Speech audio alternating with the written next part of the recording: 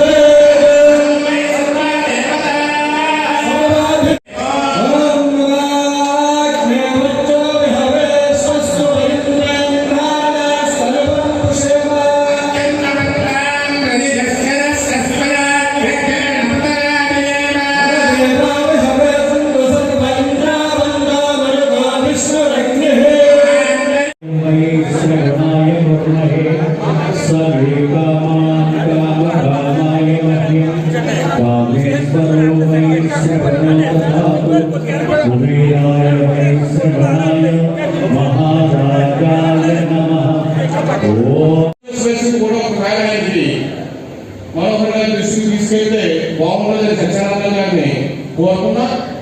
ఇక మనం ఏం చేస్తే బాగుంటుంది అని అలాగే రైతుల నుంచి మాత్రం మా కొత్తపేట నియోజకవర్గంలో 100% ఆలమూరు మండలం కొత్తపేటలో రైతులు ఎప్పుడు అన్యాయం చేయలేదు. ఏదైతే ఎంఎస్పీ రేట్ ఉందో ఎంఎస్పీ రేట్ తీసుకున్నాం తప్ప రాయి వచ్చిన తర్వాత తగ్గిస్తారా 20 రూపాయలు తగ్గించాలి లేదా బస్తాలు చెప్పిన పరిస్థితులు లేవు. 100% న్యాయబద్ధంగా గవర్నమెంట్ ఏదవుతుందో ఆ పరిస్థితిని మనం ఇక్కడ చేసాం. అది మనస్ఫూర్తిగా మనం నాకు తెలుసు, నాకు రైస్ మిల్లు ఉంది కాబట్టి రైస్ మిల్లు దీని మీద ఆధారపడి సీఎంఆర్ మీద ఆధారపడి రైస్ మిల్లు జరుగుతున్నాయి. కార్మికులు నాకు ఆచరిస్తున్నాడు ఇలాంటి లేదా ర్యాండమ్ సిస్టమ్ ఇలాంటి రకరకాల విధానాలతోటి రైతాంగం చిన్న రైతులు ధాన్యం అమ్ముకోలేని పరిస్థితి, పంట ఎక్కువ తక్కువ అనేక రకాల ఇబ్బందులు, అనేక ఇక్కట్లు నాకు సోదరులు పెద్దలందరూ చెప్పారు, చాలా విషయాలు చెప్పారు. అవగాహన రైస్ మిల్లర్స్ సత్యనారాయణ గారు కూడా వివరంగా చెప్పడం జరిగింది. సుబ్రహ్మణ్య గారు, రామకృష్ణ గారు కూడా మాట్లాడటం జరిగింది. వీటన్నింటినీ క్రోడీకరించి భవిష్యత్తులో ఏ విధంగా మనం ముందుకు వెళ్ళాలి, ఈ సమస్యలు పరిష్కారం ఎలా చేసుకోవాలి, ధాన్యం సేకరణ పెద్ద సమస్యగా మారింది. రైతు కొన్నాక డబ్బులు రావు, రైస్ మిల్లర్స్కి సీఎం కష్టం బిల్లింగ్ చేస్తే డబ్బులు రావు. ఇదొక సొసైటీకి ధాన్యం కమిషన్ వచ్చేది, లేదా రైతుకి రవాణా చేస్తే రైతుకి రవాణా ఛార్జీలు రావు, మిల్లర్కి రవాణా ఛార్జీలు రావు. ఏనాడు చూడనటువంటి పరిస్థితులు. ఇప్పుడు ఈ రైస్ మిల్లర్స్ బకాయిలు 3000 కోట్లు ఉన్నాయన్నారు. రైతులకి చెల్లింపులు చేయాల్సి ఉంది. ఇక్కడ నా ప్రాంతంలో ధాన్యం సేకరణ ఆలస్యం వల్ల వెనుకగా మనం రైతులు ధాన్యం అమ్ముకోవడం వల్ల ముందుగా వచ్చిన 1000 కోట్లో ముందు ప్రాంతాలు కీరయ్యారు. ఇక మన నియోజకవర్గం కోనసీమ జిల్లాలో 154 కోట్లు బకాయిలు ఉన్నాయి. అందులో కొత్తపేట నియోజకవర్గంలో 35 కోట్లు బకాయిలు ఉన్నాయి. వీటన్నిటి కూడా మేము కోరడం జరిగింది. వీలైన తొందరలో రైతులందరూ కూడా బకాయిలు చెల్లిస్తామని సివిల్ సప్లైస్ మంత్రివర్యులు, వ్యవసాయ శాఖ మంత్రివర్యులు కూడా తెలియజేయడం జరిగింది.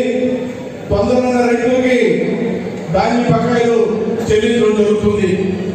దాంతో పాటు ఈనాడు మన ప్రాంతంలో మరి రైస్ మిల్ ఇండస్ట్రీ ఉండడం వల్ల ఇక్కడ ఎకరాలు లేనటువంటి రైస్ మిల్స్ అన్ని ఆలమూరు మండలంలో ఉండడం కూడా మనకి చాలా గర్వకారణం. అందులో చాలా పెద్ద రైస్ మిల్ ఇండస్ట్రీ ఉంది. దగ్గర